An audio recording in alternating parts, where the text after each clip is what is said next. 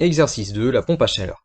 Vous avez quelqu'un qui vient d'acheter donc une pompe à chaleur au prix de 2349,90 €. Donc c'est assez cher, tout le monde n'est pas forcément capable de payer ça d'un seul coup, ou tout le monde n'a pas forcément envie de le faire non plus. Le monsieur a payé un tiers du prix à la commande, c'est-à-dire que le jour même il est reparti avec son appareil, mais il n'a payé qu'une petite partie du prix. Le reste, il le paiera en 10 fois, il va étaler son paiement sur 10 mensualités.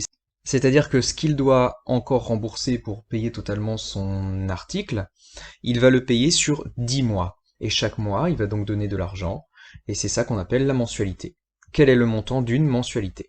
Déjà, on va calculer le montant que le monsieur a déjà payé le jour même. Il a payé un tiers du prix. Vous vous souvenez qu'en maths, du de la D correspond à une multiplication. Donc pour calculer un tiers du prix de départ, il suffit de faire un tiers fois le prix de départ, qui est de 2349,90 €. Et on trouve un résultat de 783,30 €. Ça veut dire qu'à la commande, il avait déjà payé 783,30 €. Maintenant qu'on a calculé ce qu'il a payé à l'achat, on va regarder ce qu'il lui reste à payer. Pour cela, je prends le prix de départ et j'enlève ce qu'il a déjà payé le jour de l'achat, et cela me donne 1566,60 €. Voilà ce qu'il lui reste à payer.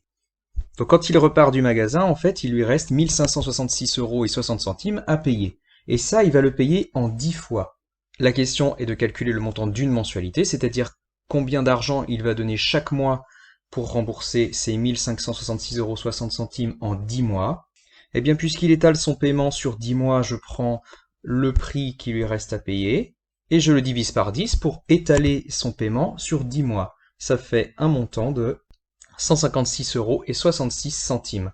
Donc voilà, on vient de trouver le montant d'une mensualité, c'est 156,66 € qu'il devra payer tous les mois pendant 10 mois pour finir de rembourser sa pompe à chaleur.